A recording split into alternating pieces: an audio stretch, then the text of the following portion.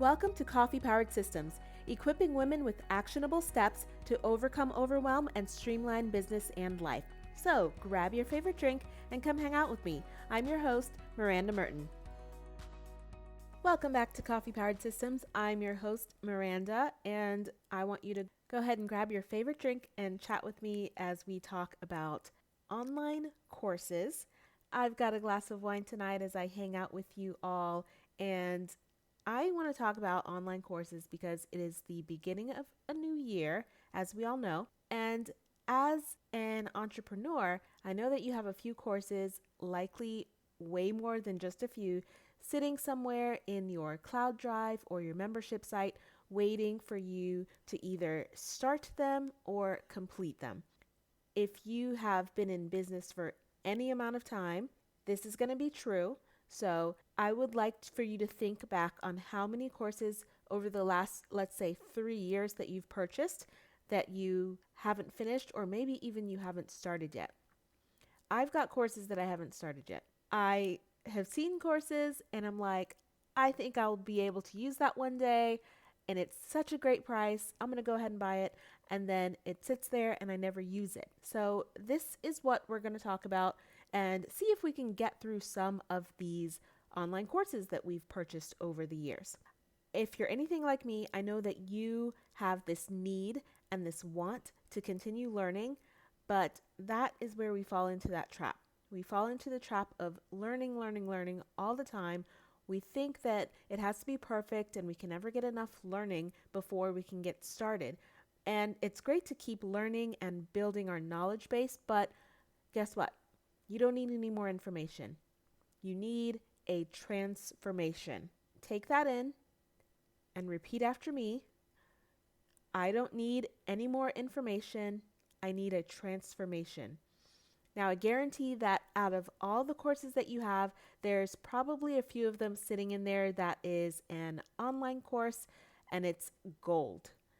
It's what you've been waiting for, but you haven't taken the time to use it, or you forgot it was there, and you spent somewhere between $300 to $2,000 to learn from these people that you respect and admire, but you just let it sit. Either the course ended up being so long, because some of these courses go for months. They have, upwards of 12 modules and all this information, and you get overwhelmed. I get it.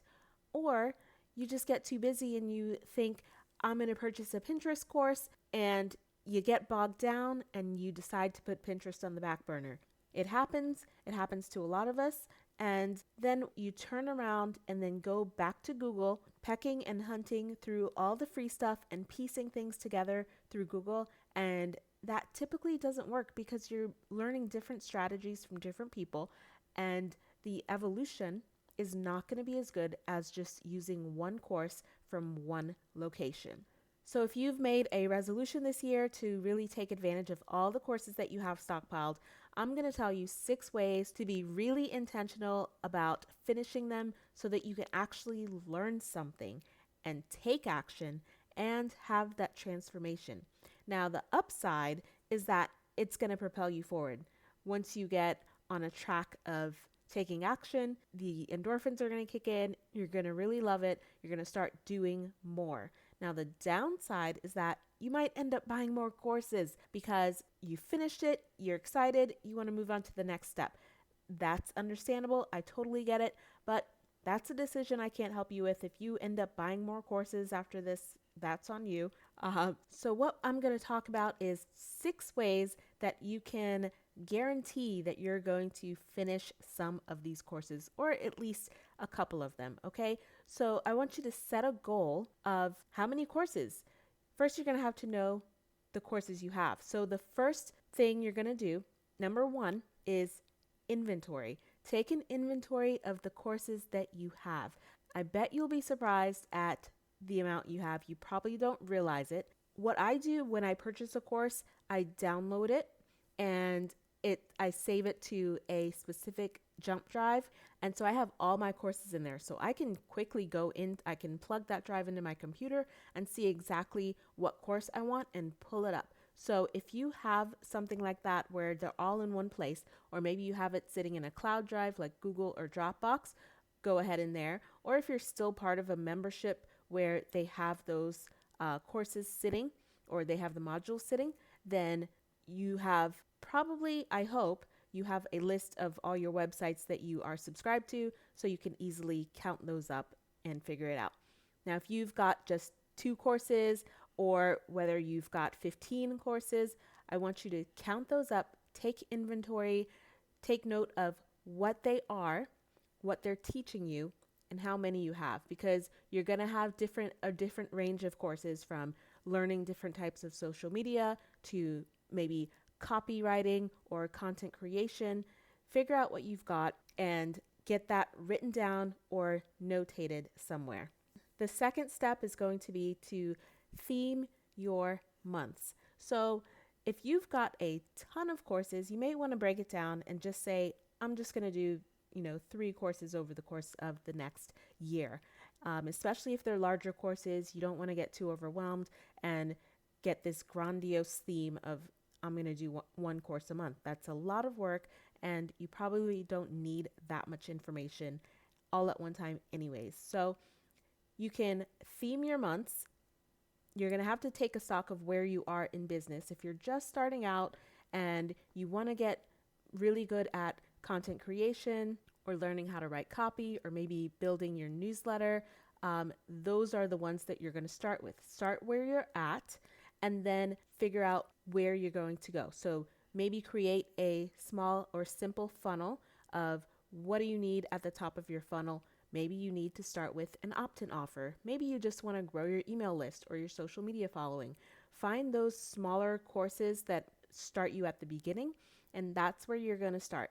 If you've got a Facebook ad course, you're obviously not going to start with that one if you don't already have an offer. So that's what theming your months are going to be.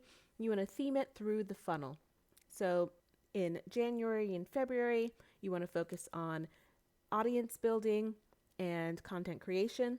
Then you're going to find those courses in your arsenal and then go from there. If you're a little bit further on and you are looking to maybe jazz up your copy, and you have a copywriting course or a sales page course, that's where you're going to start. So really take inventory of those. If you're really far along in business and you're trying to amp up your numbers and really buckle down on some things, that's when you're going to get into Facebook ads, or maybe you've got a course from Amy Porterfield, or you've got B School from Marie Forleo. I have B School that I took a few years ago, so I still have access to it. And every year she sends out the email for alumni that we can join the current class. So things like that. If you know there's a session coming up, if you're an alumni of Stu McLaren's membership class, then go ahead and make note of that and say, this usually happens in July, so that's going to be my focus to brush up on that course. Okay, and maybe you can jump into the live group, because getting the accountability and doing it with people is really going to help you, stay accountable, stay active, and keep moving forward. The third thing you can do is to outsource. So if you've got a ton of things and you have a team, or maybe you've got some people that you can outsource to, then outsource the courses that you've purchased but don't have time to implement for yourself. So for example, if you purchased a course on Instagram and you have a social media manager, go ahead and let your social media manager take that Instagram course, and then she can kind of pick out the important parts that you probably should know and relay that information to you. But since she's the one that's going to be doing the work anyways, it probably makes more sense to have her go ahead and take that course in your place and kind of get a handle on it. Now you can do the top level things and ask her if there's a really good tidbit in there that you should know. Then for sure you want to get that information. But it's going to be beneficial to just pass some things along to your team. If you have a copywriter, pass the sales page course to her. There's no need for you to go ahead and go through that whole thing yourself. And then you're going to have to go ahead and teach it to her or explain it to her yourself anyway. So skip the middleman, which in this case would be yourself, and outsource it.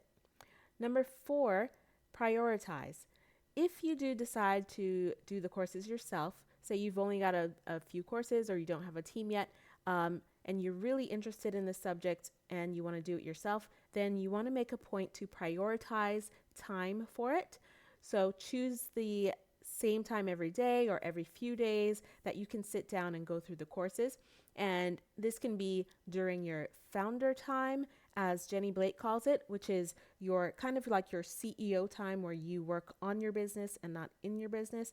You're not doing client work at that time. You're really building your business and doing the things that will help build your business during that time. So as long as you set a time for it on your calendar, make a space for it so you know it's coming up, so you get into the mindset. Or maybe you prefer doing it on the weekends where you're less likely to get distracted or Slack messages, things like that. Just make a time for it though. That's the important thing. Prioritize it, put it on the calendar, let it be known in your mind that it's coming up, and that make it a set time that you do it. You want to go through, especially those larger courses, you want to go through the modules in order and at a good pace. You don't want to fly through them, so you want to give yourself enough time to go through the introductions, actually do the work. If they ask you to fill out worksheets and workbooks, you want to complete those and don't rush through it. Otherwise, you're not going to get any benefit out of just speeding through the course. So if it does have worksheets and workbooks, make sure you're doing that work as well. A lot of times we glance through things and I've seen the create your customer avatar thing a million times. And for a long time, I didn't do it. I'm like, okay, cool. I know my customer avatar. But I actually did it for one of the courses and it really was helpful. So some of these things that you think, oh, I know what my motto is. I know what my theme is. I don't really need to sit down and write this out. It helps to write it down. So go ahead and make time, prioritize it, make the time to actually sit down and do the work. Number 5 is use different mediums in different ways. A lot of courses will have different ways that you can do the work. So like I said, there's going to be workbooks or video or audio. If the course has an audio or video portion, you can do that while you exercise. If it's an audio, put it in your headphones and go for a run. Or if it's a video, maybe you have an exercise bike at home, you can sit there with your laptop in front of you or put it on the TV screen if you have something that can beam it to the screen, and just watch it while you exercise. And then you can work on the workbooks during that sit down founder time. Just know that you don't have to always be sitting at your desk and in work mode to consume material. And I think that's where a lot of people get hung up, because you get busy and you lose time thinking, I don't have the time to sit down and do this. Well, get out of that mindset and just find different ways to take in the material. And the last thing I want to tell you is do it with a friend. Number 6 is do it with a friend. If you need an accountability partner, then you want to get someone to do it with you. That's usually why challenges work so well. You're doing it with a group of people. That's usually why courses like B-School invite alumni to come back into the live session, because you get excited to be going along at the same time with other people. So if you have a friend in business that's maybe in the same stage, or maybe you have a mastermind that you're a part of, and say to your mastermind, or pick a buddy in your mastermind and tell them what you're doing and what course you're working on, and maybe they can do it with you. So those are my 6 tips that you can do in order to help you get through your online courses. I call it a graveyard because they're all sitting there doing nothing, and we don't want them sitting there. There's a lot of great information in there. So you spent the money. Don't say that you've already spent it and it's gone. Say that you spent the money to get that information. So use the information and take the time to go through it. So really quickly, number 1 is take an inventory. Number 2 is theme your months and your time. Number 3 is outsource it. Number 4, prioritize it. Number 5, use different mediums in different ways. And number 6, do it with a friend. So your action step for this week is just the smallest step for this week is the first step. Take an inventory of your courses. How many do you have? What are the topics? Are any of those going to be good for you in what you're planning on working on this year in 2021 for your business? If so, you want to pull those courses out specifically If you have been dying to really crack down on a certain social media platform and bingo, you've got a course in there on it, that's the course you're going to need to focus on either first or at least somewhere down the line this year. All right, so that's what I've got for you today. I want you to tag me on Instagram at Miranda Merton if you get started with this, and I will see you next time. Thanks for listening to Coffee Powered Systems. You can find links to everything mentioned in the episode down in the show notes or on the website at mirandamerton.com. If you enjoyed this episode and would love to continue mastering your workflows and processes, subscribe on your favorite podcast player and join me here next time.